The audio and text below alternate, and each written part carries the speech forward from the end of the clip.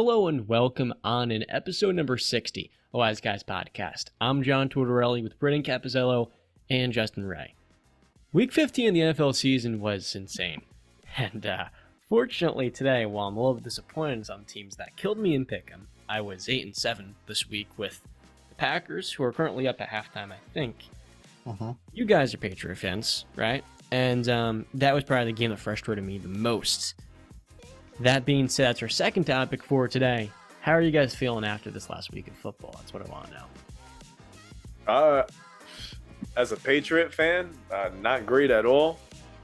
But as a football fan, this week was insane. I think 3 teams this week got victories when they were down 17 plus points: the Bengals, Minnesota, and Jacksonville. So it was a very fun weekend of football, just not for my team. Excuse me. Yeah, it wasn't the best week of football, if I'm going to be completely honest, but we push through, we move on. You know what I mean? The day old quote of Friday Night Lights: clear eyes, full hearts, can't lose. And we also discussed, that's the other thing we do on this show, Brandon, and we didn't have this game on slate, but the Vikings, guys. I tweeted out when the Vikings are down 33-0. The Vikings are bigger frauds than I thought. And what did Jeff Saturday do? On Saturday, blew a 5-score lead on Saturday primetime football. He wanted to keep this Colts job as the head coach, but respectfully, after that game, there is zero reason he or Matt Ryan should be there after this year. And that includes their offensive coordinator, who I didn't understand the play design or the play calls. Now, for the Vikings, guys, does that change the way you look at that team? 11th win of the season, now winners of the NFC North, That was a kind of the biggest comeback in NFL history. What do we think? It was the biggest comeback in NFL history, but there's one big problem. You shouldn't be falling behind 33-0 in a game, period. If you consider yourself a real deal contender, you should not be falling that far behind. I don't know. And especially against a team like the Colts, who have nothing scary on offense outside of Jonathan Taylor, who wasn't even playing this weekend. He got injured in the first drive. So he didn't even finish the game. There was no excuse for you to even fall behind 33-0. I think, obviously, what a valiant effort by them to come back from that. That's insane. Kirk Cousins put on a show, threw for over 400 yards. But still, my mind has not changed on Minnesota. You just can't do that. In fact, it just showed me even more that they're the biggest frauds in the NFC. So, first off, John, I actually I echoed your statement when you tweeted out the Vikings are frauds, because if I'm not, I tweeted out I forget if I tweeted it out first or you did, but our tweets were very, very close in proximity. I said basically the same thing. The Vikings are absolute frauds. And here's what I'll say: the best way I can describe that game. While it might be the greatest comeback, or it's not the greatest, but the biggest margin of victory comeback in NFL history, at no point during that comeback did I have any faith in the Minnesota Vikings to actually seal the deal. I just had no faith in that. And they did it, but even up until that point, I just said, I feel like they're going to find a way to lose this game. That's the best way I could describe it to you. And the refs almost sold it for them. They still did because of the Colts' ineptitude. A year ago, these were the games the Vikings would lose. I remember as a Steeler fan last season, they went to Indianapolis, and at halftime were down by 4 scores, 4 TDs nearly. I mean, it was 28-0. And the Steelers were so close to tying up the game. That was the infamous Chase Claypool, Instagram celebration for the gram, of course, when we're trying to win the game, pull off what was then the second biggest comeback of all time. And then Pat Freiermuth dropped what would have been the game-winning touchdown, or at least the game-tying score. So, we've seen the Vikings in the past be on the inverse end of that. So, Saturday was great. And at no point did I think to myself that changes the way you view the Vikings. They're the same team with one of the worst secondaries, and their defensive coordinator, Donatel, he stems from the Vic Fangio scheme, that Fangio style of defense. They held up against that Colts offense, but I mean, that doesn't change my viewpoint on them. Their defense is horrendous, and they're only 24th in points allowed. After this game, it's probably closer to 25th or 26th. But their offense relies solely on Jettis, and that's what leads me to the one positive. KJ Osborne break had 150 yards, 10 catches, and a huge touchdown catch as well. For KJ to step up as that number 2, it's the only way this Viking team can win a playoff game this year, because otherwise they're a kind of one-man crew on offense. And I guess shout out to Dalvin Cook as well, who's really sold the season, but he had a huge game as well, when a lot of people are saying he's kind of almost washed at this point. He's just not the same player he once was. Yeah. Oh, No, go ahead, Brandon. I was just gonna say, let's talk about them boys. Dem boys. The Dallas Cowboys. Oh, God. So, Dallas was up by 3 scores on the Jaguars. And in that game, I never thought to myself the Jaguars are out of it. That being said, for Jacksonville, they get their 6th W of the season, so they're still in position to make the playoffs now in a fourth quarter thriller. Brandon, I'm going to start with you. You're somebody that talks very highly of Dallas.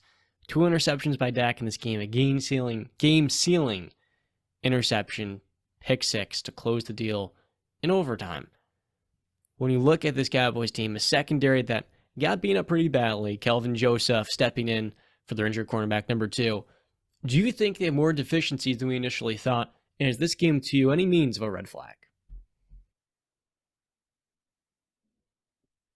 I don't know if this game in particular, as an isolated thing, is as a necessarily a red flag. I think what we've seen over the course of the season, obviously, we all know I believe we were all on the same page. Is their one weakness on defense was stopping the run, and that's showing itself again.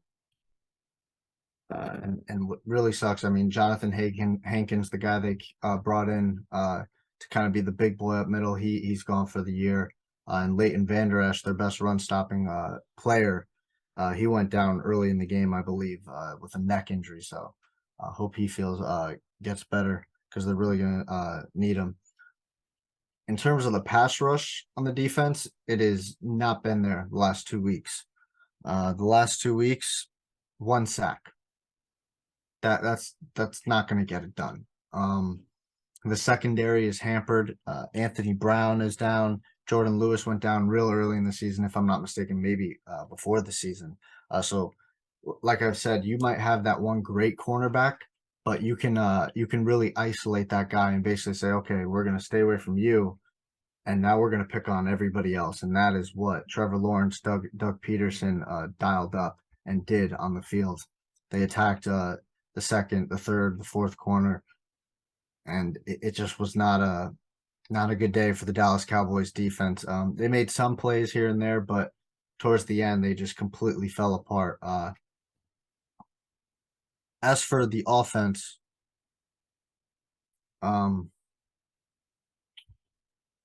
first I'd like to say, I mean, Kellen Moore, what are we doing on 3rd and 10? What are we doing? Your sole purpose, sole goal on that play is to make the Jacksonville Jaguars call their last timeout. That's it. And you call a deep shot to, I believe it was Noah Brown, if I'm not mistaken. Not even CeeDee Lamb. Not even your number 1. You went to Noah Brown. That was a dumb play call. And Justin alluded to it, I think, last Monday's show or last Tuesday's show. He said the play calling, it gets too cute at times, and that's it right there. You're getting too cute. Stay within yourself. Just run the football and make them burn their last time out, and then you can punt the ball away, and hopefully the defense steps up. As for John's tweet and a couple of people's tweets, What I tweet on Sunday, a lot of people, not just you, a lot of people attacking Dak and going at Dak and saying it was Dak's fault that they lost this game. Now, while you can look at the box score or the play-by-play and see Dak Prescott throws interception for a pick six to end the game, and you can come to a conclusion saying, "Oh, it's Dak Prescott's fault." But if you watched the play at all, if you have two eyes, there's no way in hell you can say that that was Dak Prescott's fault. He hit the receiver in the hands, in the chest, and who was it again? Mr. Noah Brown. I don't know how you blame that on Dak. He hit the receiver. He jumped. There was first off, Noah Brown jumped off his feet for no reason. I mean, we've seen that with receivers this year. They'll just jump for no reason. I mean, we saw that I'm a with Steeler fan, I know. in Tampa Bay. Scotty Miller. He does that for unnecessary. You jump for unnecessary stuff. You don't have to. So I just don't understand how you blame Dak Prescott for that game when he was the one. I forgot what the score was. I think it was he led them down a drive to give them the 34-31 lead, and then the defense, coughed it up and let the Jaguars go down and score. Or no, get a field goal. Sorry, to tie the game. So I just don't know how you sit there and you tweet out "can't trust Dak" when. Please explain how that interception was his fault. Let me just say something real quick because I know you guys are about to just go at it.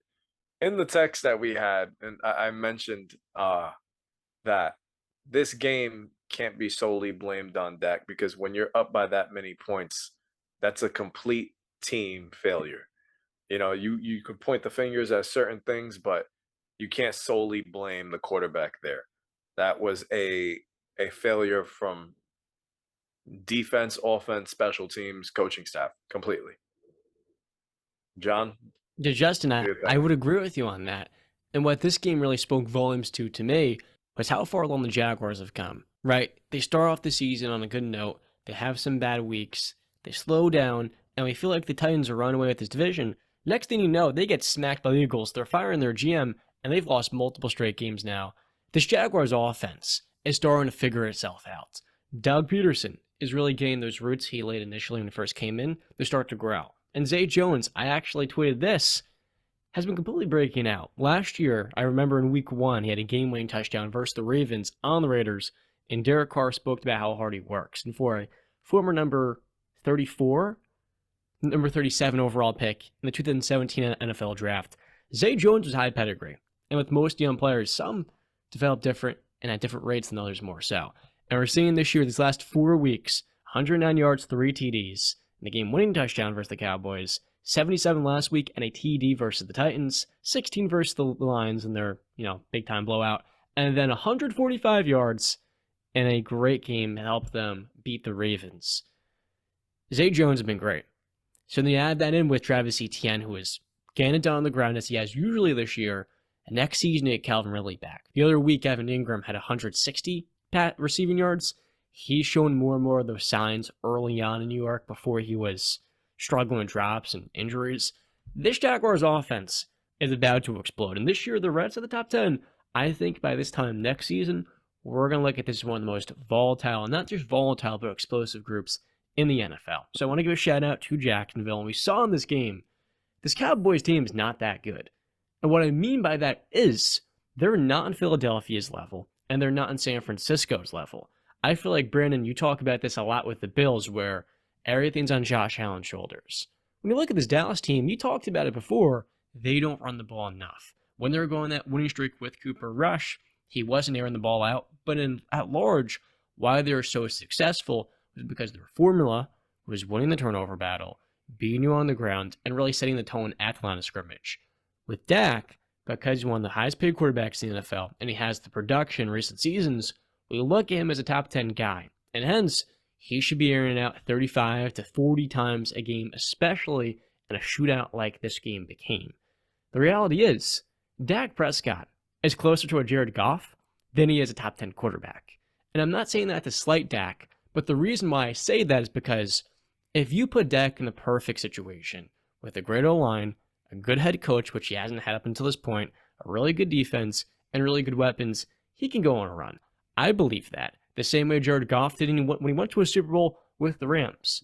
But when one or two things aren't working properly, the run gets shut out. and you're phasing out one or two receivers, and the pressure is on him, he is going to collapse. And I'm not saying that to give a slight on the guy, but the reality is, when I look at the NFC, I see Jalen Hurts' development, and I view him very similar to Lamar Jackson. The difference is, with Lamar, he does not have A.J. Brown. He does not have the Eagles' offensive line, which is the best in football, and he doesn't have that defense. And this upcoming week, Jalen Hurts is out versus the Cowboys. And in his place, Gardner Minshew is going to start. Now, I've believed Gardner Minshew deserves an opportunity as a starter because of how well he played in Jacksonville, speaking of them. But when you look at this Cowboys team, it's absolutely a red flag. You're seeing their cornerback, too, and Calvin Joseph get exposed, and with Leighton Vander Esch out as well. They're a group that's reliant on those star players. And I'm not sold on the coach, and I never have been. So when you stack up a Mike McCarthy-led team to Kyle Shanahan and all the work that Nick Sirianni has done in 2 years in Philadelphia, to me, yeah. I mean, this Cowboys team is a pretender. People are going to hype them up because they have Micah Parsons, Trayvon Diggs have been better this year, and on offense, when Dak and CeeDee Lamb are clicking, with Tony Pollard gashing up in the run, they seem like a contender. But this year, you compare them to Philadelphia, Philly's 6-1 against playoff teams. The Cowboys are 5-3. I don't think their team's going to make it out the second round if they get there in the first place. Okay, but at no point did you ever answer my question. You went on this thing, but I asked you a question. I said, I'm talking specifically about the tweet you sent. Can't trust Dak. How is it Dak's fault that ball was intercepted? I don't think you get it. I don't think you understand the words that are coming out of my mouth. I'm speaking very plain English here. I don't know how I can break it down any simpler for you. I'm asking you a direct question. I understand where you're going. You're going macro. Please come micro with me for a second. Okay? Just for a second. Just come on down here. Okay? Answer that question. You tweeted, can't trust Dak. I'm not in disagreement with you. That pick was not on Dak, but he had two in that game. And we've seen him this year have bad picks. Why can't you trust like the Houston Dak? Texans? Because when one or two things are not going so well, and maybe the run game gets limited, and you don't have an elite offensive line, and you're asking Dak to throw the ball, I don't know, 45, 50 times, he's going to make mistakes each and every single week. And for the Cowboys, their team is not good enough to have a wide enough margin of error. With Jalen Hurts, he had 2 picks last week on Sunday versus the Bears. But what do you know? He steps up to the plate, and with what he can do as a runner of the football, with the talent around him, A.J. Brown's going to take over. He's going to make a difference on the ground. And then Miles Sanders as well. With this Cowboys team, if Dak makes 1 or 2 mistakes, it's over. And so I don't trust him for the simple reason there's too much on his plate, and he's not the level of player so many people hype him up to be. Okay, I get that, but then I don't want to ever hear Tua Tagovailoa or Jalen Hurts or quarterbacks like that name towards the top 10 either, because they're the exact same player, and I actually think Dak is better than them. Even if you want to just go slightly, he is. I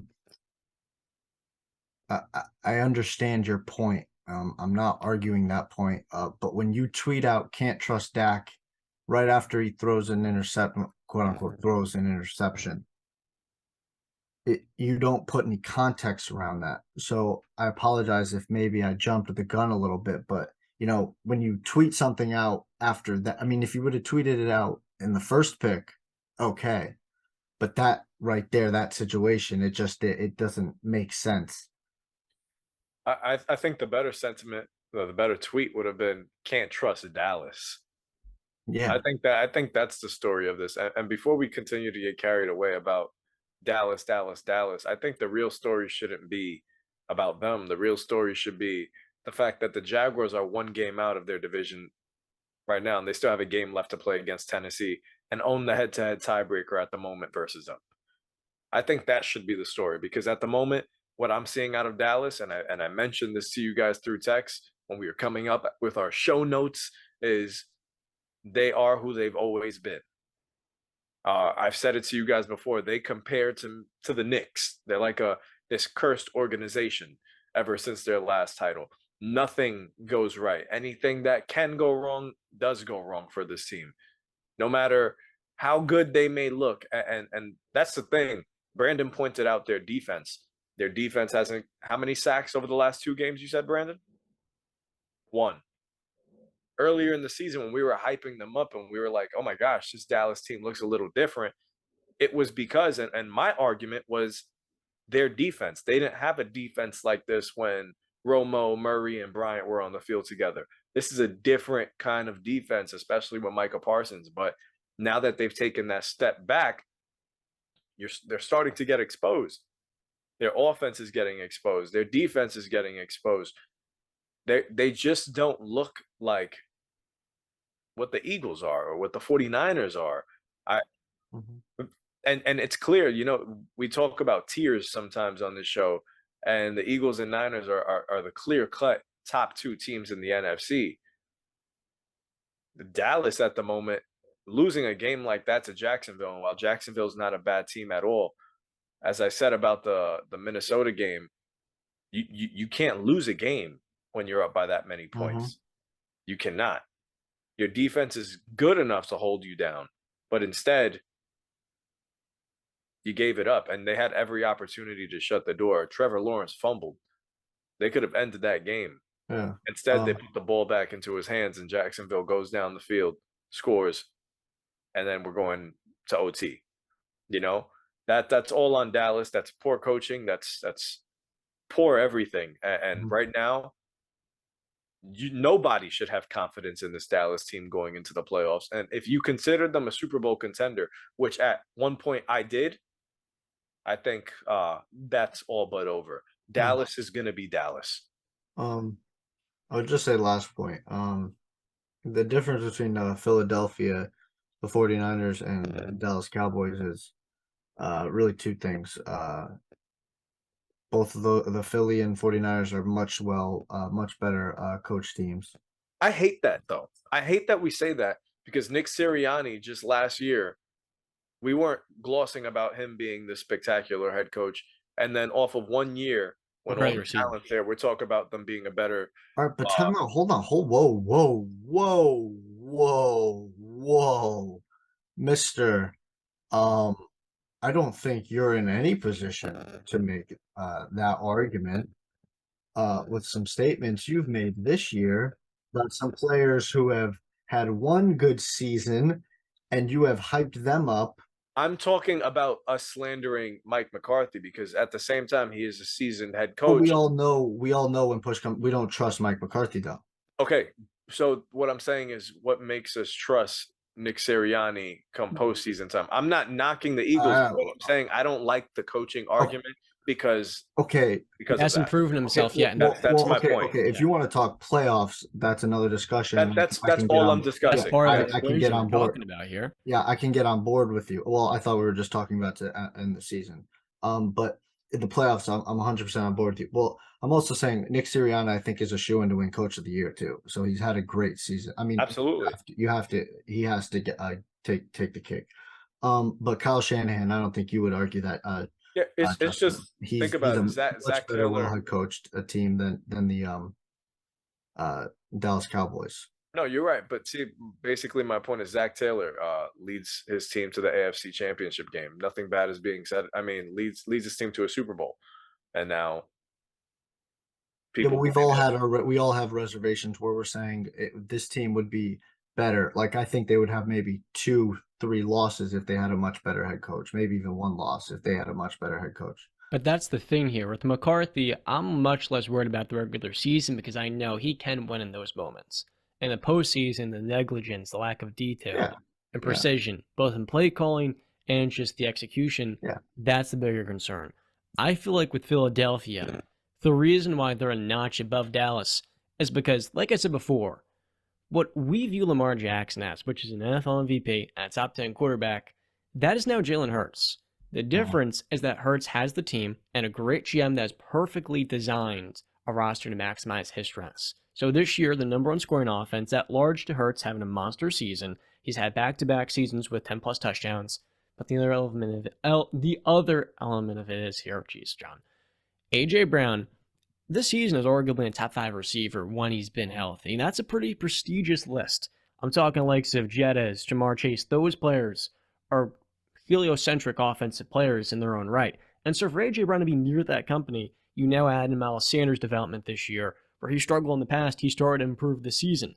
So for Philadelphia, I just feel like they have more depth than Dallas across the board, and then they have a more complete team with more proven, Well, more established game-changing talent to complement that yeah, quarterback. yes and no. That was the second point I was going to get to. Is the difference between those teams are, well, the two teams are very well very well coached, and the other component is both those teams are much more healthier than the Dallas Cowboys. And in this point in the season right now, health is probably one of the most, if not the most important thing right now.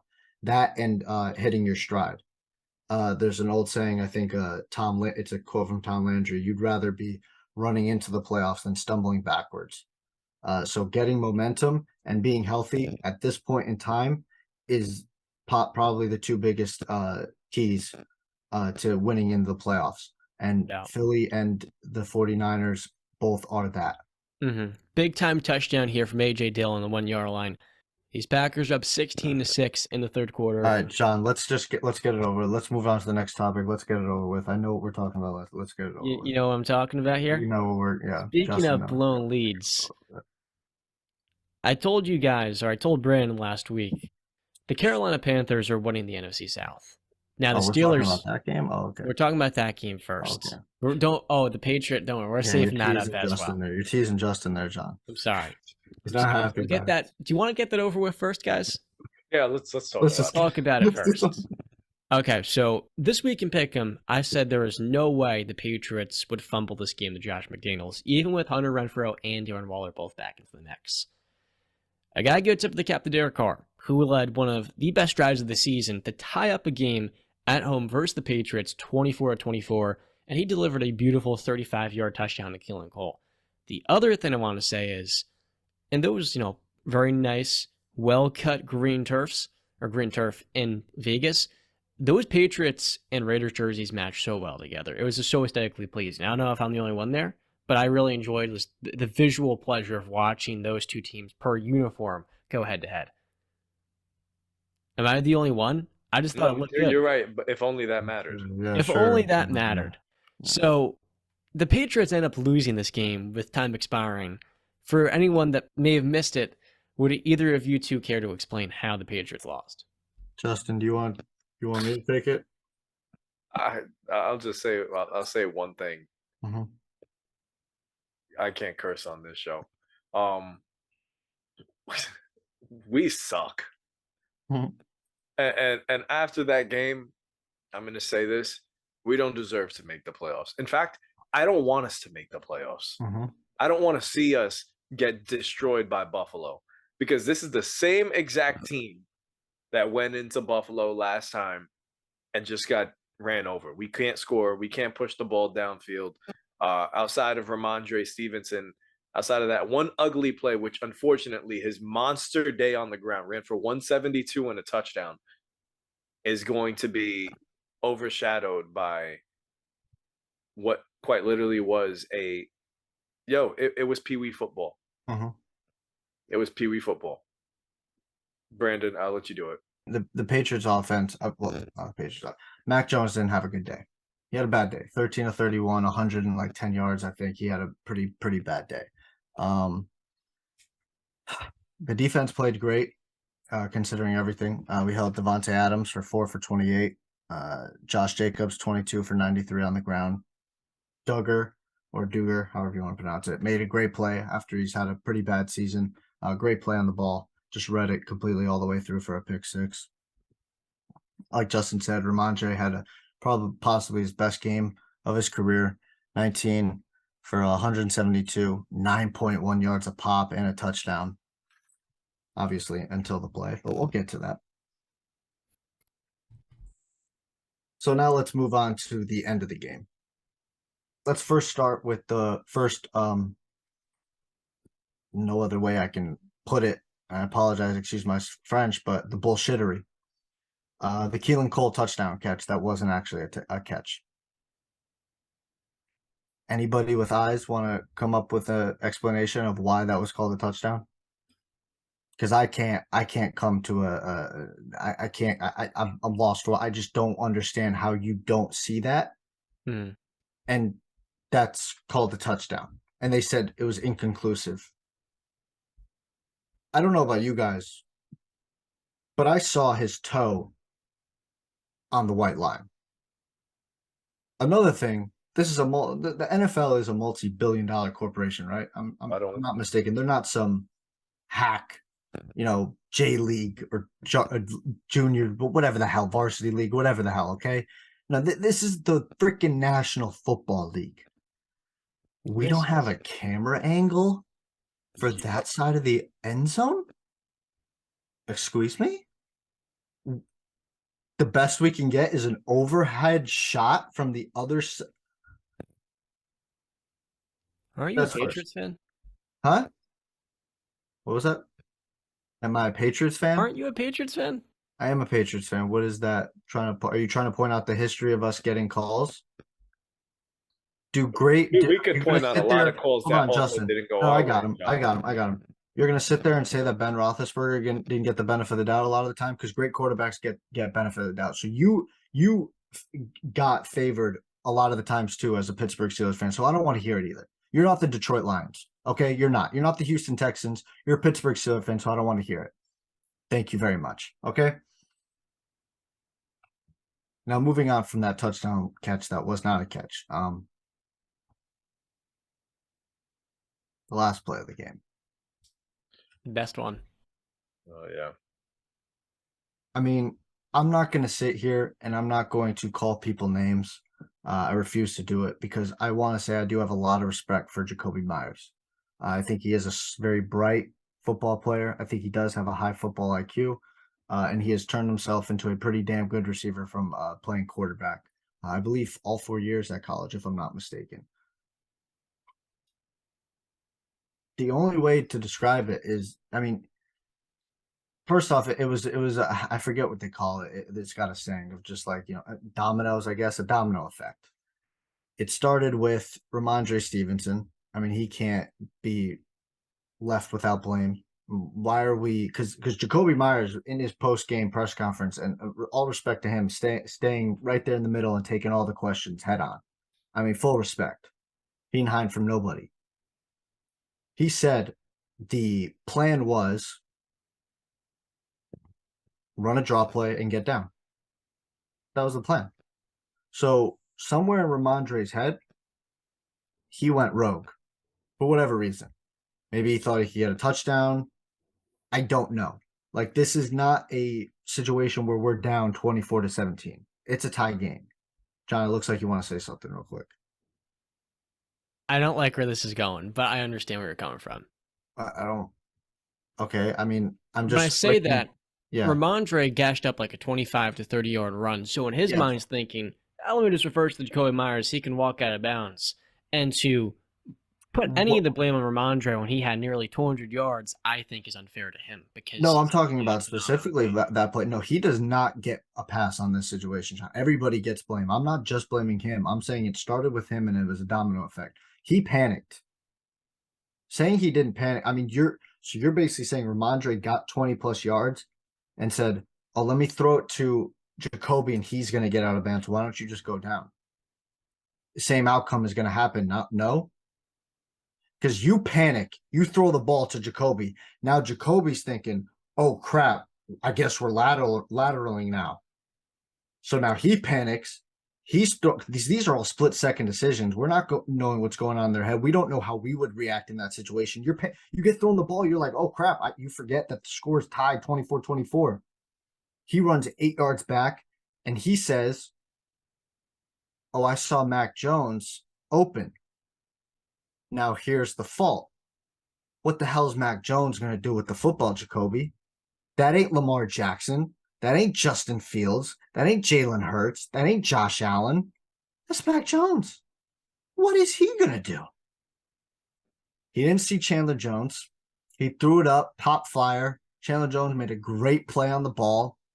It was thrown right to him. It was. I mean, but he's got to catch. He's a linebacker. He's not known for his hands. He's still got to make the play and the catch.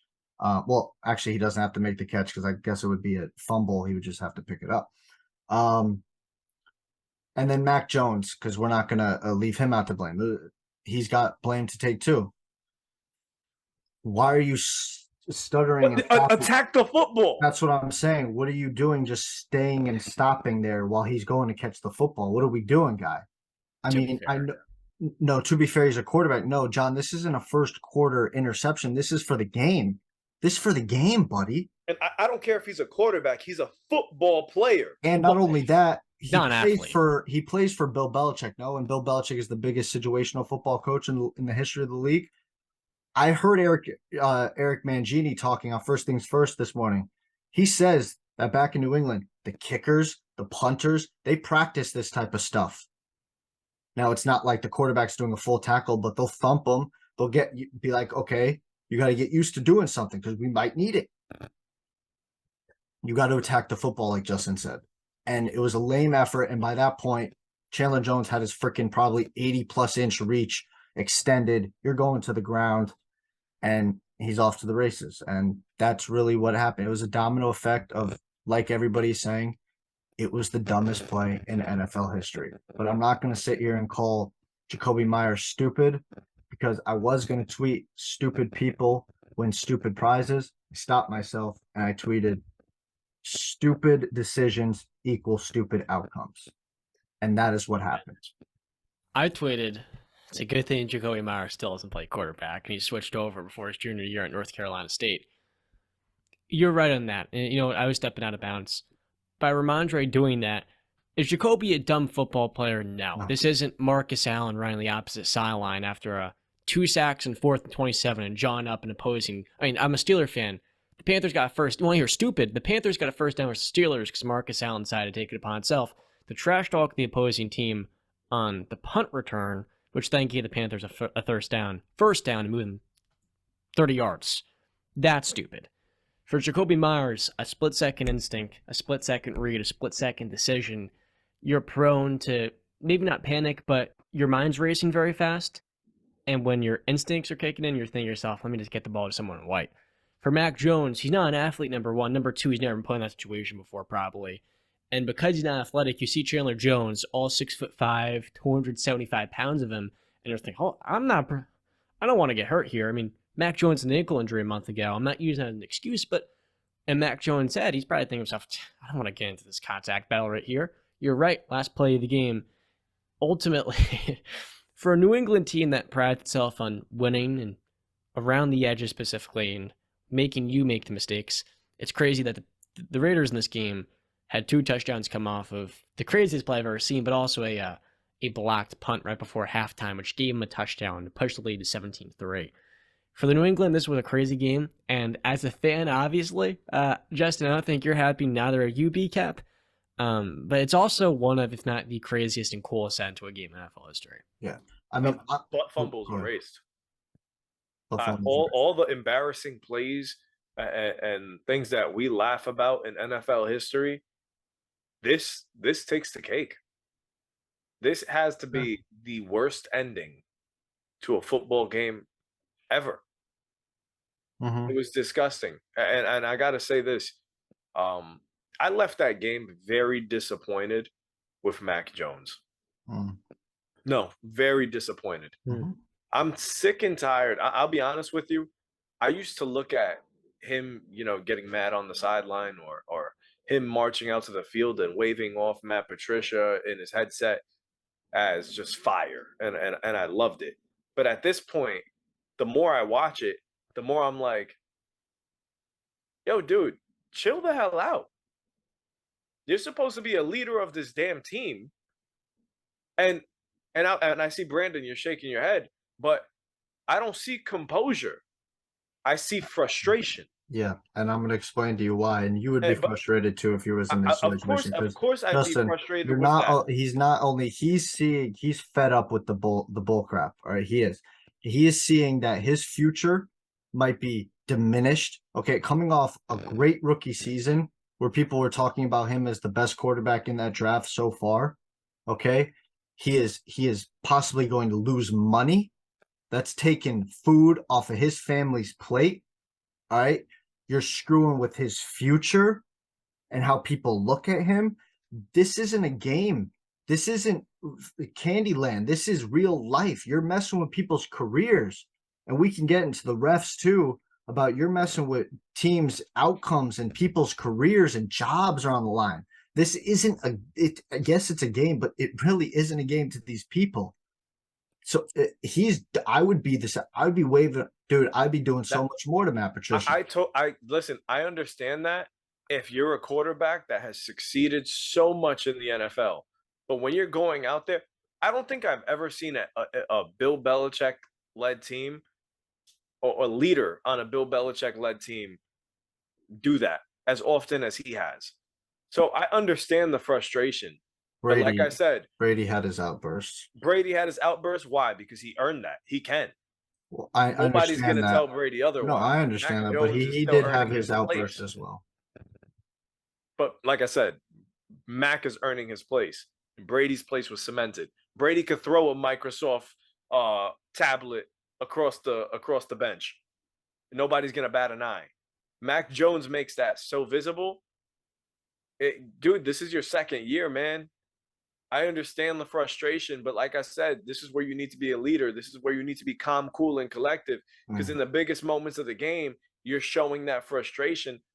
Shit like that rubs off on your team. Well, no, I think late in the game he wasn't throwing that. I mean, when they were up, he wasn't throwing a tantrum, quote unquote. I will give you this though, in terms of Mac Jones.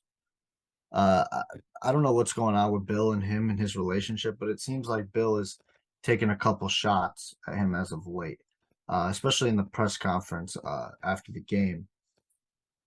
He was asked a direct question of like, why did you not attempt a Hail Mary at that point? And he blatantly just said, I can't throw it that far. That's a direct shot at Mac Jones. Now, I will give you this, Justin. If you're an NFL starting quarterback and you can't throw the ball 50 plus yards down the field, you're not an NFL starting quarterback. Straight up, you're not. And if that's the case, that's not good. Okay, because we can look at almost any quarterback down the history that has had a noodle for an arm that was actually successful. They could all throw the ball 60 plus yards. Drew Brees, he'd get in his prime, he could get the ball down the field if he needed to. That's a problem if Mac Jones is not trusted to get the ball down the field 50 plus, like we'll cut it even 60 yards down the field. That's a problem. And one more thing before I let you go, John, and then we can move on. I do agree with Justin's point because I've been on this case since Chicago. I told you this season, I don't care what happens this season because I know what it is and I saw what I needed to see against Chicago. Justin has finally come around to that point a little bit more. But the future is, I'm looking into the future. I'm gonna brush that game off. It's gonna be played consistently. Fine. We'll take our shots. We have to take our shots on the chin because we were, on the other side for 20 plus years. It's time for our due. Good on you guys. But I don't see our future diminished. I still see a bright future because of what I've laid out in the past of top 5 cap space. We're going to have a good pick. I agree with Justin. Screw the playoffs. Let's get a better draft pick. So, yeah. I think I've been a Patriot fan all my life. This is the worst I've ever seen them. Really? And yeah, More than 2020? Absolutely. Yes, John, we were at least disciplined. This is an undisciplined team. And that's where my question comes in. I'm sorry to cut you off, Justin. I have it after you. I don't believe there's a player on the Patriots offense outside of maybe Ramondre Stevenson, Definitely. Onwenu, Andrews, and maybe Cole Strange that have earned a spot on next year's offense. That's it. That's 4 people.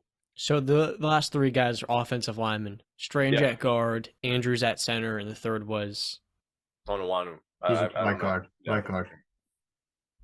I think those are the only 4 players that I can look at on this Patriots offense. I think Jacoby. I think Jacoby does. He's been injured this year. He made one. I think he deserved a spot. He's one of the best slot receivers in the Yeah. game. But John, to answer, you go ahead. Actually, ask your question. Go ahead.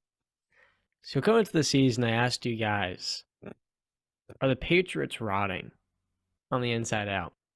And it was funny, Justin, you told me they were evolving. And I was like, okay, we'll see how Mac Jones can progress this season, excuse me.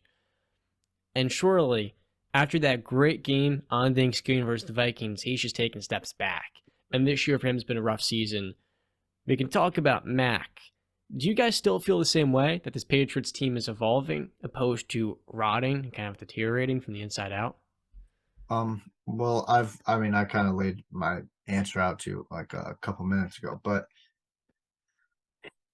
yeah, I don't think it's rotting. I think there's a bright future. I would hope Bill Belichick's gonna look at himself in the mirror and say, all right, listen, Patricia and Joe Judge, they don't have to get fired, but they're not in the position that they need to. Put Patricia back on defense. I don't know why Joe Judge is not our special teams coach again. He seemed like he was doing a pretty damn good job when he was there. And also some people that are unspoken. Dante Scarnecchi, the offensive line coach for the New England Patriots for the past basically 20 years of the dynasty. I think he took like a 3 or 2 year absence in the late teens. He's not there anymore. He's like 86 years old, so I don't blame him. And the replacement for him, I forgot his name, but he went to Vegas with Josh McDaniels. So it's just some reshuffling. I think me and John talked about in last episode. Some New England returns, reunions. Bill O'Brien, I think would be great. Stephon Gilmore would be great, and obviously, the kid. Ah, man, I love reunions of guys like Tom Brady. Bill O'Brien's a question mark for me for the simple fact that I would love for us to acquire a guy like DeAndre Hopkins, and I don't know how Bill O'Brien and DeAndre Hopkins would work out together. So that I would take the talent of Hopkins over Bill O'Brien. I'm sure Yeah, we would could you get keep somebody else Patricia though? as the OC. That's what I'm Absolutely saying. not. Then That has to who are go. we getting in? Because Uh, Bill likes to keep in-house guys. He doesn't like but to go out of house. but sometimes you got to fix things. I, Maybe there's somebody else out there that we I would don't know like it, Frank Reich. I wouldn't mind some other guys out there. A lot of but people like Frank Reich. Yeah. yeah. But to answer your question, John, are we rotting? I don't want to say we're rotting because Bill Belichick is still running the organization, but I don't think we're in a great spot. I'd love to say with all the money that we'll be able to spend in the offseason, we need to spend it wisely. I don't want one good year out of somebody and then the next year they disappear. Cough, cough, Hunter Henry. I want to see more of that. I think we need to get people that are going to be sustainable, that are going to play through their contracts and give us quality football. Judon was a steal. We got him at a pretty cheap price for the production that he's putting up. So it's really all about what do we do with that money? What do we do with that draft pick? Are we gonna go big and get ourselves a real weapon on the outside to make our offense dynamic? Because I think Bill Belichick is smart enough to coach anybody on defense. I think he could turn me into a decent safety in the league or something. But it's really about what are we going to do with our offense? Are we going to invest in the talent? Are we going to invest in Mac Jones? Because we're seeing around the league, look at Trevor Lawrence. Look at that jump in year 2.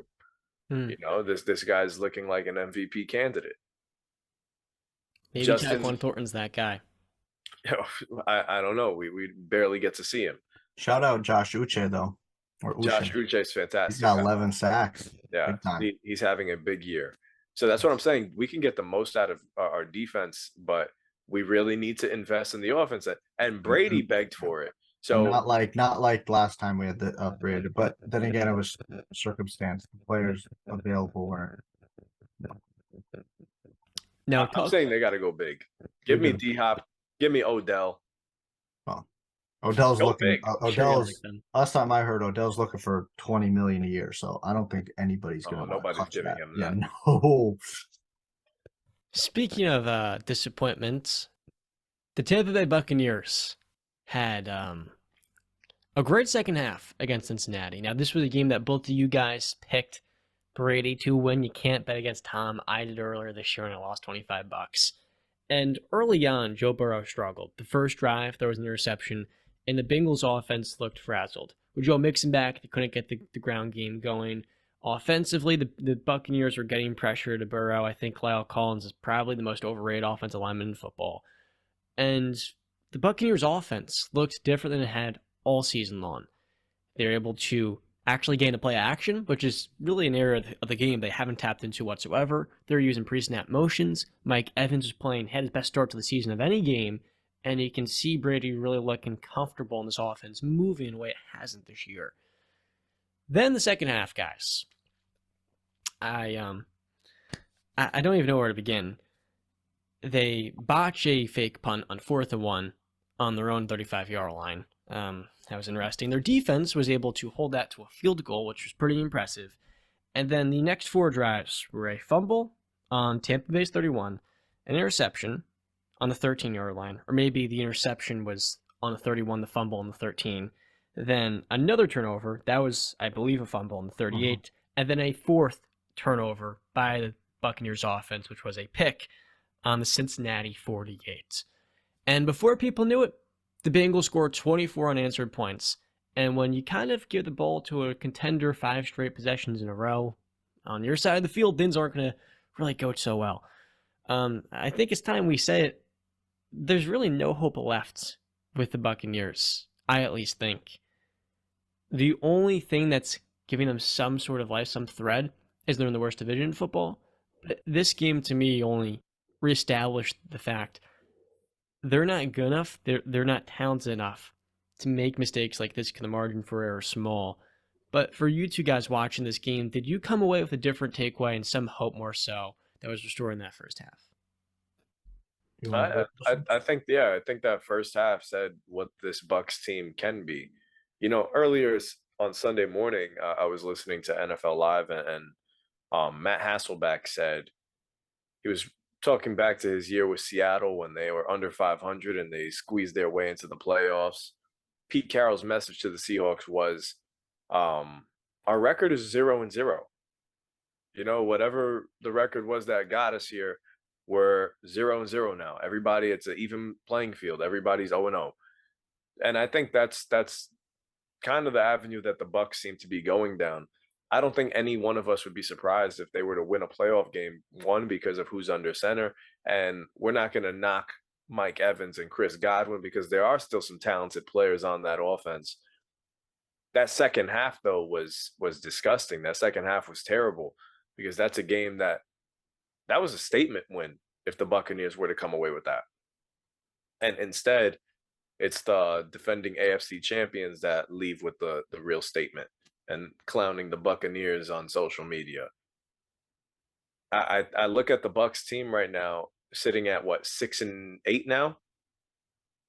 6-8. The Saints win. Now the Saints are 1 game behind you. Carolina's still 1 game behind you. There's some reason for question because there's nothing that leaves me completely confident saying over the next 3 games, who do the Bucks have? I'm going to give you a right. This is what your confidence is going to bolster up, Justin. Arizona, Carolina, Atlanta. Okay. You say that, my confidence is going to bolster. Yeah, I could see them winning all 3, but I could also see them losing one of those games. Because what have the Carolina? Carolina's coming, baby. What have the Bucks showed us all season to tell us we can guarantee them wins? We can't. Carolina's offense has been better, honestly. And that sounds ridiculous to say because of Tom Brady, but the Panthers' mythology, the way they win games is by establishing the run, and that's something Tampa hasn't done all year. Absolutely. So my point is Tampa Bay hasn't done nothing to prove to me that I can guarantee them wins down the line. As much as I've in my pick them over and over and over again, I've been picking the Buccaneers to win some games, and they've constantly let all of us down. This just isn't the same Bucks team that we saw the last 2 seasons. There just seems to be some sort of disconnect. I don't know if it's just solely based on Bruce Arians not being on the sideline anymore. I don't know if there's something deeper within this organization.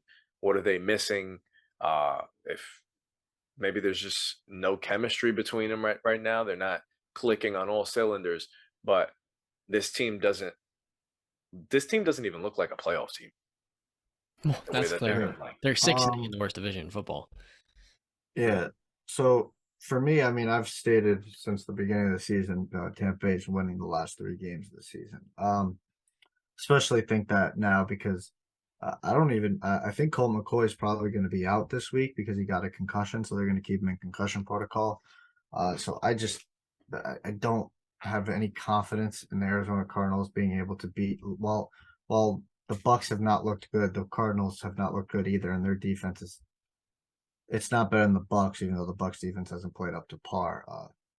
But I mean, you started off with the first half was probably the best football we've seen the Tampa Bay Buccaneers play all season.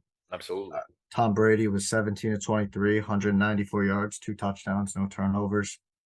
The defense got a pick on the first drive, and then they went on to hold the Bengals to 3 and outs on 3 straight drives. They let a field goal up at right before half, which is fine. The only real blunder was the Ryan Suckup 50-yard missed field goal in the first half, which would have put them up 13-0 at the time. Now, I agree with you. Tom went on to play probably his worst quarter of his entire career in the third quarter. It was bad. I mean, are all the turnovers really on him? Yeah, you can say that. The first 2 were incredible plays by the defenders. The third one was the ball just really slipped out of Brady's hands before he could get it to Leonard Fournette. That's very uncharacteristic. I wouldn't bet on that happening again for the rest of the season. And then the last one was Brady got hit while he was throwing and the ball just popped flat up. But yeah, I think putting the game together, like John said, and somebody must have been listening to Tony Romo because I was listening to him as well, and he was talking about the same thing, John. Pre-motion snaps and play action, they haven't done that really well all season. They implemented it in the first half, and then they kind of got away from it. Well, that and the turnover started to wear their heads. But I think if they can put it together, or if anything, here's something that I've always believed, and I think you guys can agree with this. I would much rather have a better second half than first half. You agree with that? Yeah. Yeah. We saw the So I mean, Bengals. yeah, we saw with the Bengals exactly. So even if they can just flip that or just maybe sustain it, obviously sustaining it for the entire game would be great. But I think, and it's like I said earlier, the Tom Landry quote. I don't care what anybody says. They call me crazy. I do fully expect that this Bucks team is going to win 3 straight games to win this division. I do not believe the Cardinals are going to beat them. I don't believe Tom Brady and the Tampa Bay Buccaneers are going to lose 2 games to the Carolina Panthers this season, and it's in Tampa this time. And I don't see them losing to Desmond Ridder and the Atlanta Falcons the last game of the season. So I'm sorry, but I think that's a pretty good bet to place on the Tampa Bay winning 3 straight games. Pretty good. Yes, I mean, look what they did against the number 1 defense in the AFC for the first half. Are they going to play a better team the rest of the season than they played the last 2 weeks? Hell no. None of those 3 teams are even close to do you think Carolina would have had that good of a shot to beat the Cincinnati Bengals and the San Francisco 49ers? We saw earlier in the season. The Panthers, if they get into a shootout, are toast. All right, so I mean, I will put my faith in them to win the next 3 straight games. And if they are riding hot going into the playoffs, they got those 3 guys that I was talking about back: Sean Murphy-Bunting, Antoine Winfield, and Mike Edwards. Jamel Dean wasn't there, and Vita Vea wasn't, but I think they're going to be back soon. Tristan Wirfs should be back in the next couple weeks. I just think getting hot at this right time. Now, I'm not going to say they might. I'm going to be honest. I'm sticking with my preseason Super Bowl pick. I'm sticking with Tampa. I will die with the ship. What I'll the go down hell? with the ship. I'm going to There's go down with the no ship. way you're serious. I'm going to go down with the ship. If they lose, Respect. congratulations. They lost. But I'm going to go down with the ship. That's how I ride. That's how I ride. So I'm going down with the ship. All right. I'm not hopping off. If they I respect lose, that a lot. I will give you, I will tell you, okay, they lost, and we'll move on to what teams are left. But I'm sticking with it. So if they can get hot, win 3 straight games, get healthier towards the playoffs, Tom Brady, anything's possible, man. Okay, so here's what I want to say, and this is kind of why I reacted strong here. We are going to know in 2 weeks, on New Year's Day, whether or not the Buccaneers are a playoff team. The Panthers this year, since firing Steve Wilkes, are 4-5, and defensively they have really rose up to the task of giving themselves a chance to make the playoffs, which in and of itself is a feat. The team is playing way more together, they're playing tougher, and with the way they can set a tone on that side of the ball, J.C. Horn's breakout, Brian Burns, that was a player that the Rams are trying to trade 2 first-round picks for, and you've got many other big-time notable names on that side of the ball. If they can establish the run with Deontay Foreman the way they couldn't last week versus Steelers, they're beating the Buccaneers. Because when you look at that matchup, what holds the Panthers back is dynamic, explosive passing attacks. And the Buccaneers this year have not had that consistently by any stretch. So if the Buccaneers can't beat them through the air, and that game's sticking on the ground where the Bucs have really struggled this season, to me, it doesn't matter what happened the first time they played. The results are the results. The Panthers are a really good matchup for Can I Tampa ask you a on both question? sides of the ball. Can I ask you a question though, John? Yeah. Because all right, so we're not doing pick'em right now, but I don't know. Are you going to favor the Tampa Bay Buccaneers going into Arizona this week? That's a no-brainer. Okay. So the Carolina Panthers play a much tougher game. They play the Detroit Lions, who are you very hot on, and you think are probably going to sneak into the playoffs. And I think that they have to continue to win out if that wants to be true. And I think the Lions are a top 10 team. Are you going to believe? Do you think Detroit Lions are going to beat the Carolina Panthers? That game's a toss-up, but I do lean Detroit. Okay, so right there, I think that's really it. Saints, I'm not worried about. They play the Browns, but Tampa won both their games, so as long as they're tied, they get the outcome. And Atlanta, I'm not even considering. But if you guys want to talk, Carolina has a shot. I don't believe they're beating the Lions this upcoming week. And I think that's going to knock them out. And I think Tampa's going to win, and I think that separates them right there. Good point. Fair point. Can't believe that the Buccaneers and Cardinals play on Sunday Night Football. Well, Kyler was supposed to be healthy, but yeah, How both much the teams are season? supposed to be decent, but now we're all stuck on Justin, Christmas Day. The Saturday night game is freaking John's Steelers versus the Raiders. I'd much rather It's the watch that anniversary. than the Buccaneers versus the Cardinals. I think you're kind of sleeping on the anniversary of that game. You didn't even pick your Steelers, so I don't want to hear it. Oh yeah, but much like the Patriots, I'm so ready for no terrible tales. I'm not happy with my Steelers. They beat You guys Carolina. talk about Matt Patricia. I talk about number 1, Kenny Pickett's concussions. Number 2, the team feeling rudderless, directionless. You have a great performance and you get momentum when you're basically already at the playoffs. So I don't want to hear the Steelers got a W and I'm going to lose. What do you gain out of winning 2 of your last 4 games and finishing 7-10 or 8-9 just to decrease your draft position when you need to pick a lane? The Steelers are choosing to go straight ahead to the middle of purgatory. That's why I'm concerned, because Mike Tomlin, for as much as we talk him up, I don't trust his late game decisions oftentimes. And I know they had a great game versus the Panthers. Alex Highsmith had a huge performance in his hometown and went 8 of 12 on third down. The only thing I really care about the Steelers is this: them getting momentum while losing games. And they're getting momentum, but they're winning. And that to me is, there's not much point in that when you can just get a better draft pick. I do got to say, can we eliminate the taunting rule forever, please? I hate it. That just disappear, I hate it. because that was the stupidest decision this NFL has probably made in the last, I don't know, decade or whatever. It's just, I mean, have you ever played a sport in your entire life? Have you ever been competitive in your entire life? Talking crap is a part of it. Bro, if I work you, bro, I'm going to let you know about it too. The no fun league. Yeah, Are you exactly. alluding to the Marcus Allen penalty? No, Deontay Johnson. Oh, yeah, when there's he that got as up, well. when he worked, and he got up and he got in the guy's face. It's like, bro, you just got worked. I'm going to talk crap to you, bro. Like, Brandon, you know why I think that? If you don't want me to talk crap to you, stop me from making the play. Go ahead.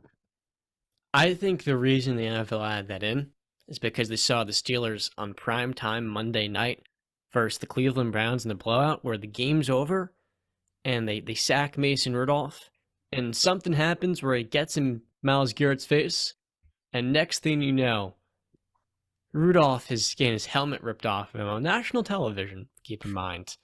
And he's literally being whacked across the side of the head. Number 1, that's terrible for the health of Yeah. the player. But number two, just the PR look for the NFL, they want to avoid that. So I think them Terrible. that in the taunting rule a year after that, that's kind of one of the biggest reasons Terrible. why. And they're not even consistent with it because I think if we go to the Buffalo Bills Kansas City Chiefs game, if I'm not mistaken, Tyreek Hill taunted on that game-winning touchdown, so it should have been called back.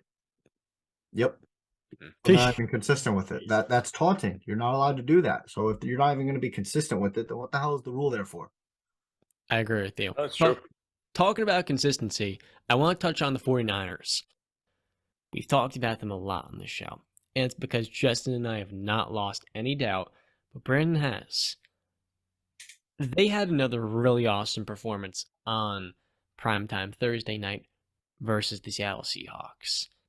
And I'm getting to a point where this this San Francisco run reminds me a lot of the Eagles in 2017, where you're rolling, you're building up steam, and your quarterback, technically with the Eagles, they lost only one, the 49ers too, your quarterback goes down. But the backup comes in, and you lose no momentum. You actually pick things up where Jimmy Garoppolo had you where he left off. With Brock Purdy, at some point, we just got like a tip of the cap to this kid. For him to be a day 3 pick, the last pick of the draft, he's before that so many times, that does not matter to him. He's come in prepared, confident, and most importantly, capable. And so when you look at a young quarterback that doesn't get frazzled under pressure, is really good handling the blitz, and in an offense built around all the talent around him, just does his job to a high level, I think we're at a point of Brock Purdy where this rocket ship can go all the way to the Super Bowl. And I said this a few weeks ago, they are the best defense in football. And to me, it's not close, right? The Broncos don't have the offensive playmakers and the game changers. When Deebo Samuel comes back, you see more and more of this connection and more of this rapport Purdy's building with Kittle. I mean, dude, there's no stopping this 49ers team, I think, up until the last round of the playoffs. Because they're not going to have a bye. They're going to carry over this momentum in the first round. And in the second round, if they play Dallas, they're the best team in the NFL at stopping the run. This year, they're giving up, 3.4 yards per carry. So if you take Tony Pollard out of the game and you make Dak Prescott throw the ball 35 times, I'm pretty confident Talanoa, Ufanga, Ward, and some of those other playmakers are going to get interceptions, and the Cowboys are not going to overcome that. So for this 49ers team, Justin, I want to hear it. Let them know.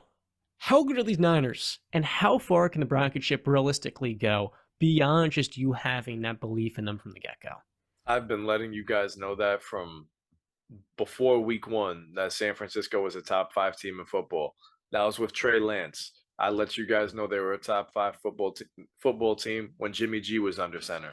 And I think they're a top 2 team now, or top 3 team in the NFL with Brock Purdy now at quarterback. I think one of the things that stick out the most is, and I said it before, is just how much they rely on their skill players and how important it is that the quarterback doesn't have all the weight on their shoulders, you know? Obviously, like I mentioned before, Deebo Samuel going down definitely hurts, but you pray he comes back healthy come postseason time. You let him rest, doesn't need to play in week 18, and you guys are ready to go. Brandon Ayuk on Thursday had 2 catches for 19 yards.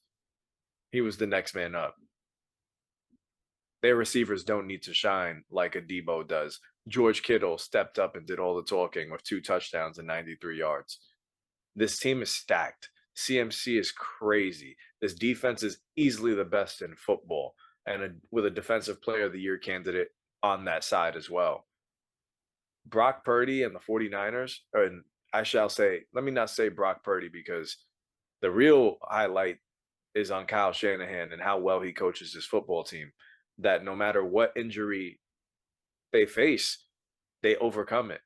Any trial or tribulation thrown their way, they have overcame. And I think this makes the 49ers the scariest team in the NFC. The Eagles are the Eagles, but I know Philadelphia does not want to run into San Francisco, and they'll be praying for some other team to do their dirty work. Because this is a team that's battle tested. They can win in the cold, they can win at home. They're not afraid of you. NFC, San Francisco is not afraid of you. San Francisco is going to run the table. I really think they're going to the Super Bowl this year. They're not losing another game. They won't. I'll put my money on that. You're looking good. You've been saying this for a month now, and I've been wrong about the Seahawks. I mean, great job, I guess, right? You know, they beat a team that's now 1-4 in the last 5, a team that they dominated earlier in the season. They beat an inferior team. Congratulations. I'm They're gonna an inferior team. Maybe that speaks to how good San Francisco is. Because I mean, Seattle's at 500. They've had a good season. No, the team that Tampa Bay beat. well, the team has a better record than Tampa Bay. That's all that matters now. I'm just saying, right? So I'm going to reserve judgment on this 49er team until they get to the playoffs because, I mean, their teams that they play during the season are not really anything to write home about. So, yeah, I just – until I see them against a team that actually can give them a fight. But the team you have going to the Super Bowl, Brock Purdy dominated in his first NFL start. So we've seen him in a playoff-led environment accordingly against a playoff-level, high-level playoff team dominate and play a great game. Brock Purdy dominated? He had a great game. 3 TDs, 0 picks. Given it was his first time, technically his first time as a starter, yeah, he had a great game. Okay. The team that you believe is not good at all and thinks that Carolina is actually going to beat them. This isn't about me, my friend. I'm just projecting back off of your beliefs. And what up, but I can't project back onto you? I'm just telling you, your doubt on San Francisco is because of their competition, but they beat the team dominatingly so that you have going all the way. But I'm telling you that you have no respect for the Tampa Bay Buccaneers. Which is why I think we've seen with Brock Purdy. Is any team going to figure out some tendency that could slow him down? Maybe. But will that move the needle? Because Brock is the only backup, the only one in San Francisco who has a winning record outside Jimmy Garoppolo. The kid was NFL ready, and just like Tom Brady, he was overlooked because he didn't have all the physical tools. But what he can do, Brandon, is win from the pocket. And that, to me, is why I believe fully in San Francisco this postseason. That's a complete and utter lie because you don't believe in pocket success. I believe in playmaking. Brock Purdy is a playmaker that's mobile and a quarterback that can win within the pocket. Interesting. Believe in I those. reserve my judgment until they get to the playoffs and play a real team. You know, you clown their competition and what's to come. You had this Commanders team going to the playoffs. Okay, and I'd consider them. What? 15 weeks have passed. 15 weeks have passed, but you also had them over the Giants, which would have made them a shoo-in for the playoffs. Yeah, I did have them beating the Giants this last exactly. Time, if I'm not mistaken, that last night's game, the winner of it has a now 90% chance of making it to the postseason. I could be wrong, but I believe that was what I heard. They lost. I'm saying the team that won, whomever it would have been, would have had a 90% chance. But initially, up until this point, you were riding high with Washington over the New York Giants. Well, all right, but that's the Giants. Okay, but that's my point. So you had this Commanders team going to the playoffs 15 weeks ago, Justin. All right, where is this going, guys? My point is, the schedule isn't easy. It's not a walk in the park. So you waiting until the postseason to reserve judgment. No, this is still a third string quarterback that's doing this. He's no longer playing a at third this string level. He's no longer irrelevant. He's very far from that. So if I'm you, I'd be paying close attention to the San Francisco team and not holding out until the playoffs because I got my binoculars got a lot on. to show. I got my binoculars on. Okay. Keep your eye on San Francisco, Brandon. Call me when they play a real team. I have a hot take for y'all. They smoked the real team.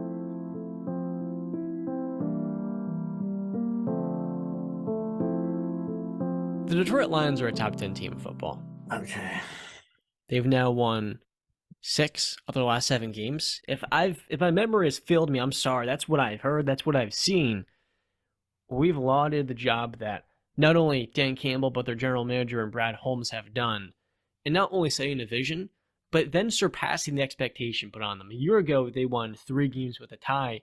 This season, in the NFC North, they found a way to best Green Bay, who's about to be 6-8. To me, it's quite clear the Lions next season are about to break out.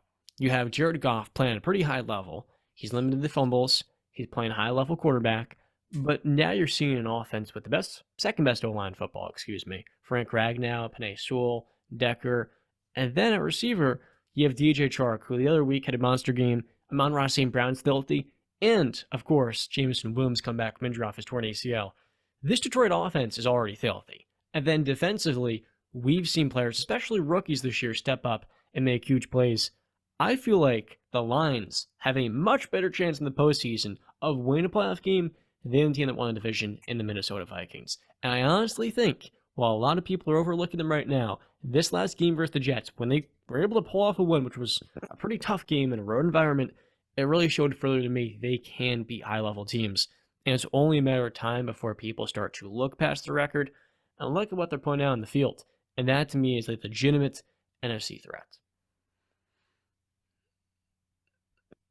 So, if it plays out the right way, right, it would look like they would probably be slated as the 6th seed if they win out.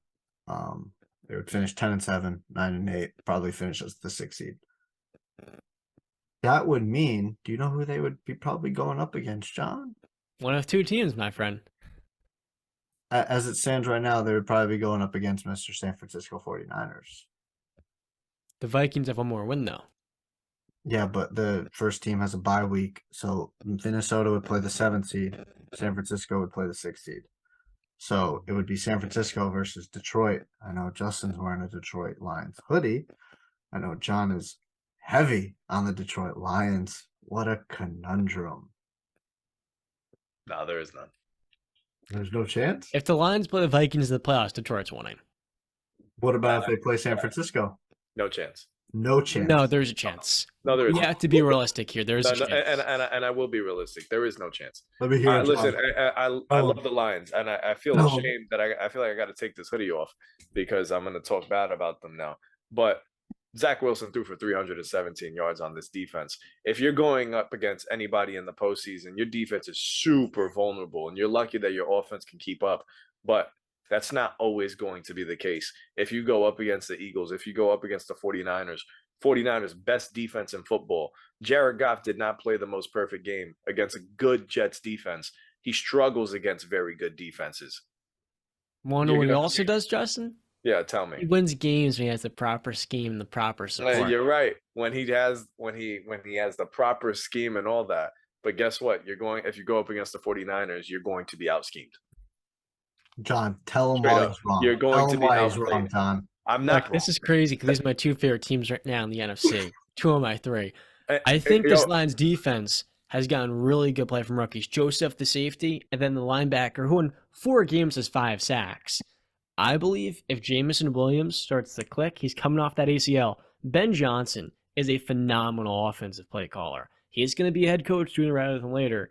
And when you look at the creativity and how fun their offense is, I don't think it's crazy to say, while the Lions offense is not proven in the postseason, against San Francisco, if they find a spark, if Jameson Williams generates one big play with the chemistry DJ Chark and Jared Goff are both developing, Amon-Ra St. Brown's another player, where both of these two teams have quarterbacks that aren't going to win you the game, but given the situation they're in, I think Detroit has a chance of winning that.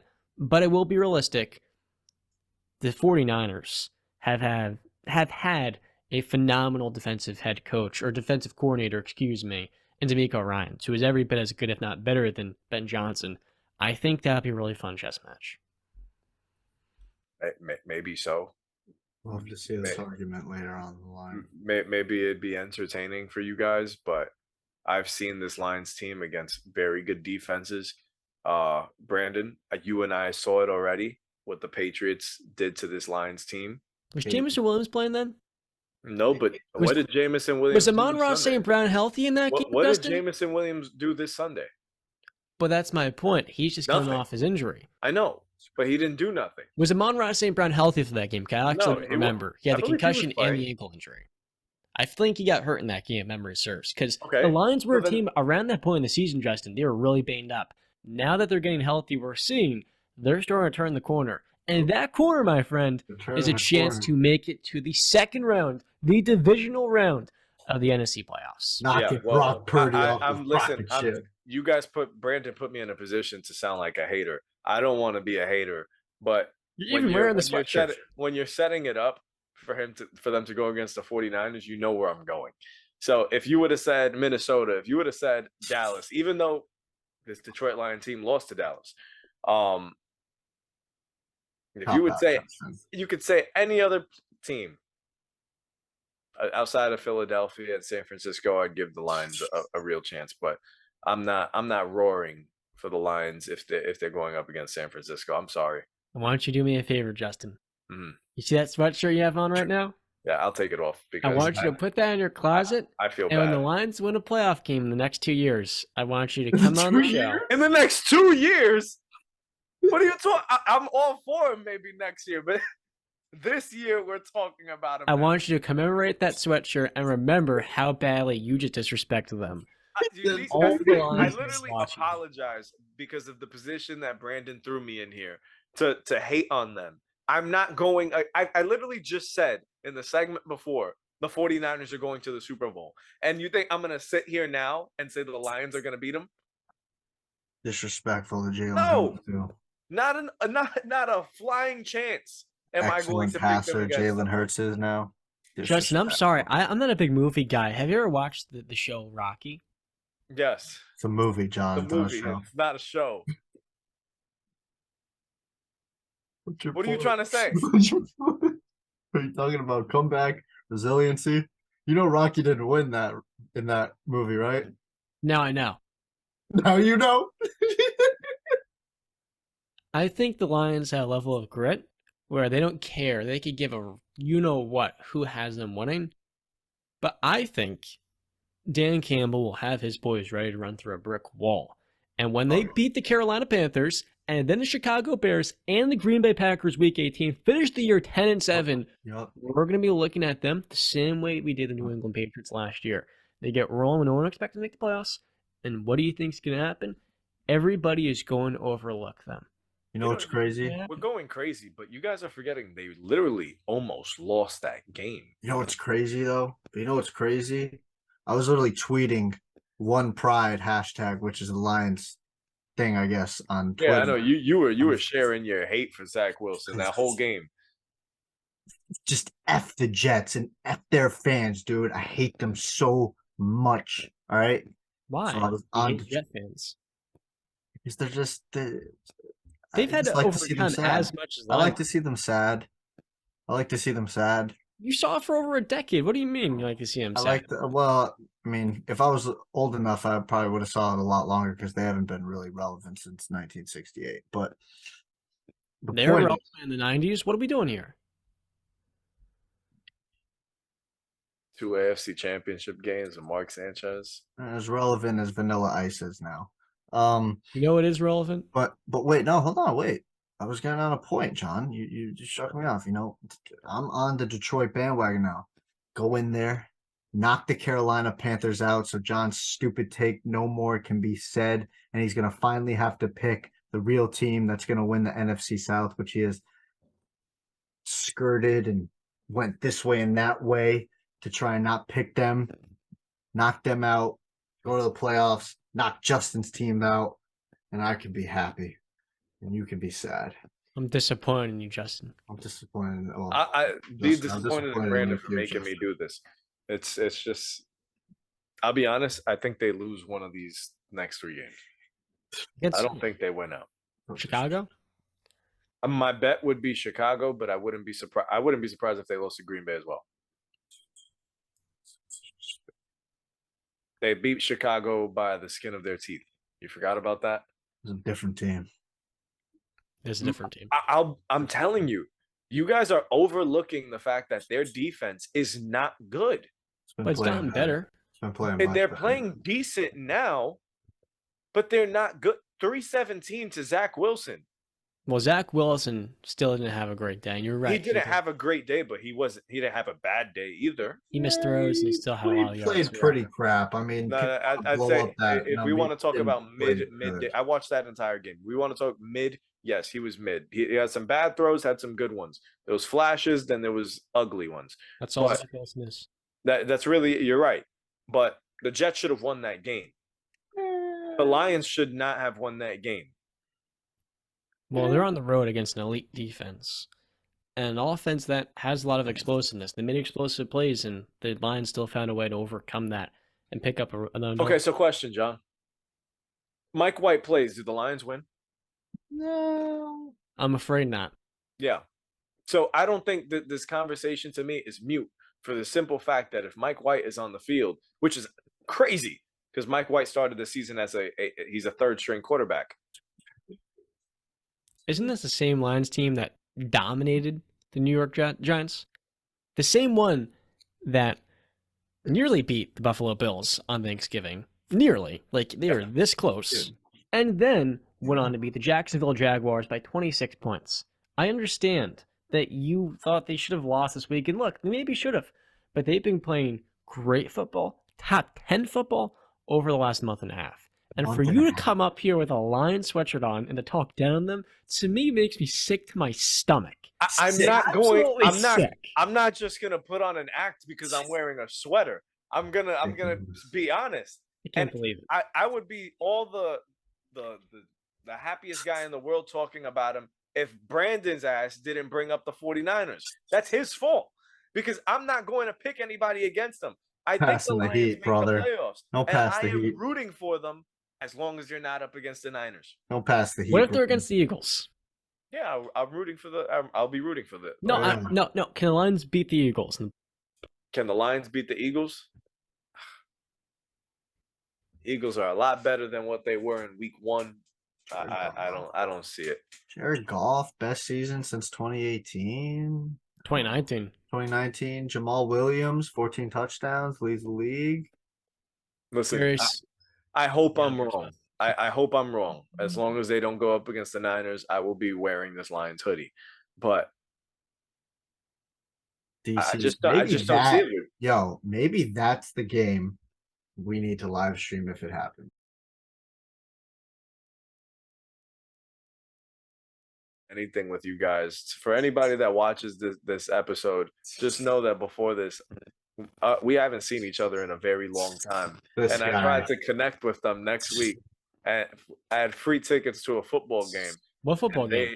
Where was it? The Pinstripe Bowl in Yankee Stadium. But they're too lazy to drive. They're afraid of New York, so they don't want to drive down to the city. And I told them, treating you guys to a game and to pizza. The best pizza in the world. These are my friends. My friends don't want to see me for the holidays. First off, you disrespected me. All right, you said real pizza, and you disrespected my culture.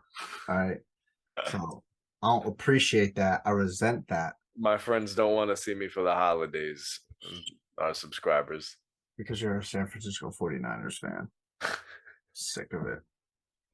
You're an undercover Buffalo Bills fan too. I don't appreciate that. He's a Bucks fan. I don't appreciate a Tom Brady fan. Don't do that. Come on now. We were going to dive into Steph Curry and Anthony Davis's latest injury updates, but I'm really just having a tough time right now. Just emotionally after hearing Justin talk down on the Lions as they played some of the best football in the league. John can't go on, Justin. You broke John. Disrespect. Something told me not to wear the hoodie today. I should have just worn my work hoodie that I was wearing right before the show. And you decided to put that sweatshirt on. Why, Justin? What is the reason? If this goes on, if any of that clip goes on Instagram, I'm gonna be a joke in the comments. They're gonna be like, "This guy's saying all this with a Lions hoodie." Take it off, man. Yeah, damn right I am. Yeah, damn right, and I'll just tell them there's context because I was set up. Oh, now there's context. Now we like context, huh? Let's talk a little bit about context real quick. Justin, the 2 longest winning streaks in the NBA. I bet a check. Oh, boy, here we go. Get ready for this, Brandon, because I don't think he just said the Dallas Cowboys are the New York Knicks of football. And now he's gonna probably big up the New York Knicks. Oh, here we go. Go ahead, have your fun. The 2 longest active NBA winning streaks belong to the New York Knicks and the Brooklyn Nets. Justin, the Nets have won 9 of their last 10 games. They're the current 4th seed in the Eastern Conference at 9-12, whereas the Knicks sneakily, with the Raptors, Hawks, and Heat all disappointing to start this year, are a top 6 seed. Their defense has come together behind Miles McBride and Quentin Grimes. So I want to introduce a fun little topic real quick before we wrap up this show in a bow. Are the Nets actually a contender? That's my first question. And the second one is, are the Knicks actually a playoff team? Or is this just your typical, it's December, smoke and mirrors, and every team's going to have a hot streak at some point? Shall I expand, or is this just a yes or no? Mostly a yes and no, but I want to get your initial thoughts. Okay. I'm going to say yes to both. I've said it from the beginning that a Nets team with a healthy KD and Kyrie, if they actually play games together, can be the most dangerous duo in basketball. The team is coming together, and who knows, if you're in position, if you're a top 3 seed or top 4 seed, come the trade deadline, you can make a move that can make your team even better. I think they're a scary team. Nobody wants to run into them. And for the Knicks, yes, they are a playoff team because this is the team that we've all been waiting for. And one that the reason why we started off a little slow, even out of the gates, I'd say, is we weren't playing defense. Now we're playing defense. We're going back to what we were supposed to be with Tibbs as the head coach. Jalen Brunson has been a hell of a signing. In fact, a steal. Best point guard we've had in a very long time, and it shows. RJ Barrett's playing better basketball. Julius Randle's playing all-star level basketball. And it says a lot when Richard Jefferson is even on TV saying this New York Knicks team is a 6-seed team. For those that don't know, Richard Jefferson is a former Brooklyn Net that, as a Net, was disrespected big time by the Knicks in some of their marketing campaigns, disregarding the other team in the tri-state. Sorry, just thought I'd No. Yeah, absolutely. So, but that's where I'm going with this. I do think my Knicks are a very good team. Initially, I had them as a play-in team because I didn't know what to expect. I also said I wouldn't have been surprised if they'd be an 8 seed. But yeah, absolutely. They're clicking on all cylinders. It's a long NBA season, so a lot can change from now to April. But if this New York team is healthy, I could definitely see the Knicks getting into the playoffs. And real quick, PCAP, before we jump in, the Knicks are a playoff team currently, and their offense has really taken a step forward. Jalen Brunson, in spite of being one of the 2 worst shooting teams from 3-point range, they're 26th in 3-point percentage and 21st in 3-point make. So really one of the 3 or 4 worst. If they add in a shooter, say Duncan Robinson or Buddy Hield, actually it's not true because they had Fournier, who Tibbs literally is taking out the rotation. But if they get a high-level 3-point shooter that will defend, to add alongside Quentin Grimes, who has played super well. He had, I think it was 22 versus the Bulls. He was wearing the one leg sleeve. He was helpful defensively in the win versus the Bulls. I think they're a lot closer to above average on offense than below average, and that one piece could make a pretty big difference for them, at least this season. I mean, the New York Knicks are still a one-and-done team. So, where are they, Brandon? What's their outlook? What's the word we use for them? I don't remember what word. One and done. Purgatory. Purgatory. There you go. Yeah. I mean, that's what they are. They're having a good win streak. Congratulations, New York Knicks fans. New York, stand up. But they're gonna stand down very soon. So it's whatever. You're just such a hater, bro. It's not hate. It's a fact. My basketball team is better than yours. I'm sorry. He's not really wrong. You go head to head with 6 available players. Yeah, Justin. You don't want to go head to head with Miami because we will embarrass your team. Okay, badly. We'll see where We'll see where we stack up come April. You know which front Pat Riley's on. Huh? I said you know what front Pat Riley's on, and if him and Jimmy Butler on one side, I'm not betting against them. No. Jimmy Butler is him. We know this. That's what he does. All right. Mm-hmm. Yeah, RJ Barrett, and then get out of here. Julius Randle, forget about it. You got to tip your cap to RJ. The concerns that you guys had earlier in the season. Jimmy will lock his ass up. Just took time. He's really Jimmy will lock up. Jimmy will lock his ass up. Yeah, respectfully. And I'm saying respectfully because I've seen some Knicks fans, and I know they're excited after really being disappointed in order to start the season, say, "Oh, he might be better than Darius Garland." Who do you think you are saying that? I'm sorry, I saw that on Twitter the other day, and I almost threw up. Darius Garland's probably a top 25 player in the NBA. RJ Barrett's the least efficient high teens to 20-point per game scorer in the entire league. You talk about empty stats. I felt like RJ was a clear example of that, but to his credit, he's starting to finish, and that for him takes his game to another level that we haven't quite seen. Knicks Warriors tomorrow night. No Steph Curry.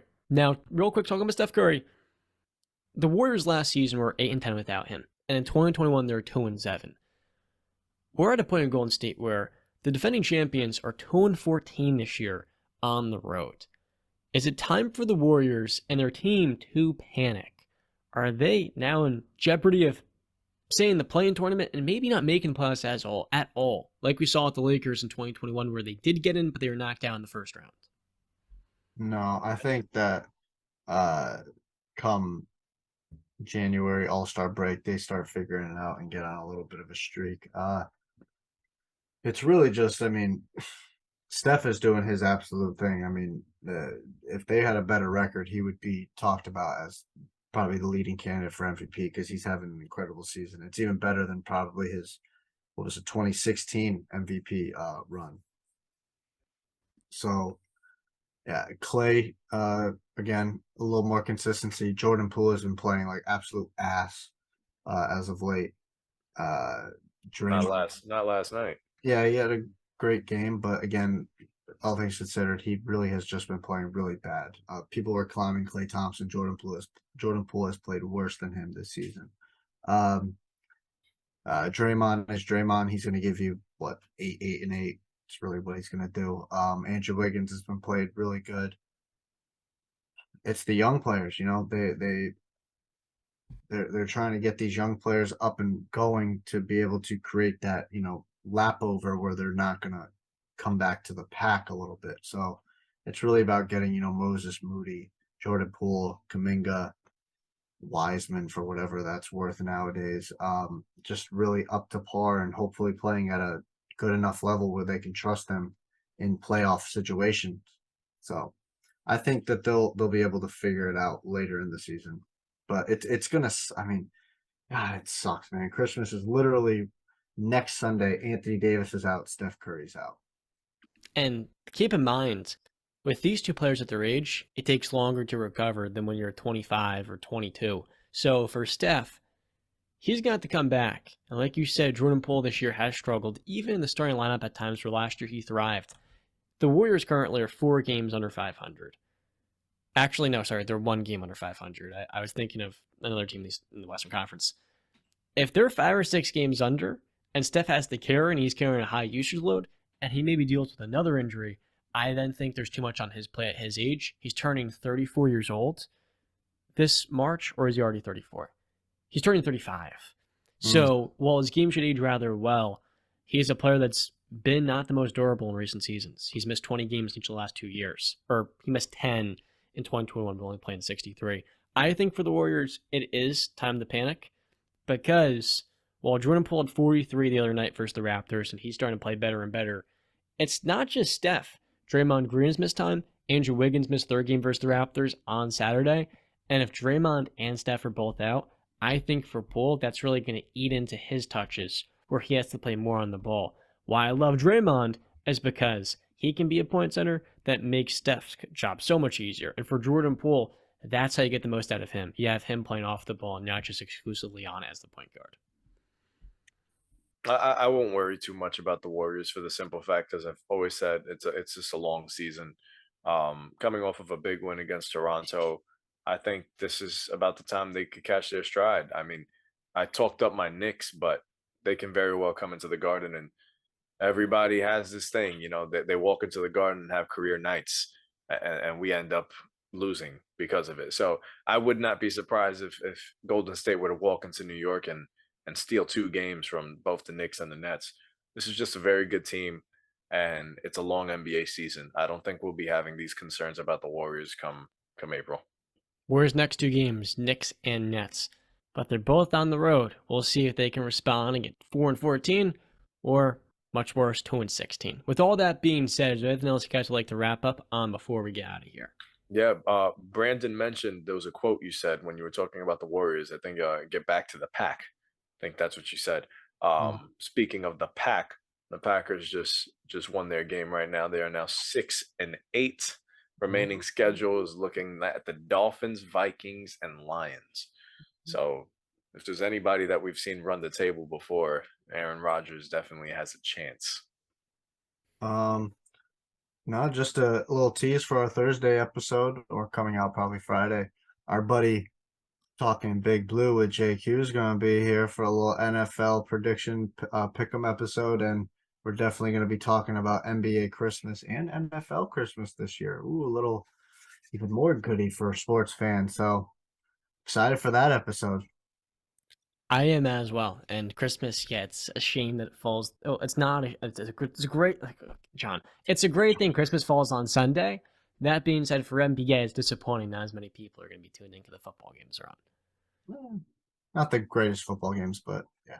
No, not at all. So you're right. I mean, hopefully NBA is taking the storm on Christmas Day. With all that being said, we want to thank you for watching and staying to the very end of episode number 60 here on the Wisecast Podcast. We've been doing this show now for about 5.5 months. So 60 shows, that's going to put us around pace for 100 if we continue at this same trajectory in about 4.5 months, give or take. So that's pretty cool. With all that being said, have a great day or night. And as always, we'll see you next time. I love you. I'm sorry, Detroit. Stay classy. Walla walla woo!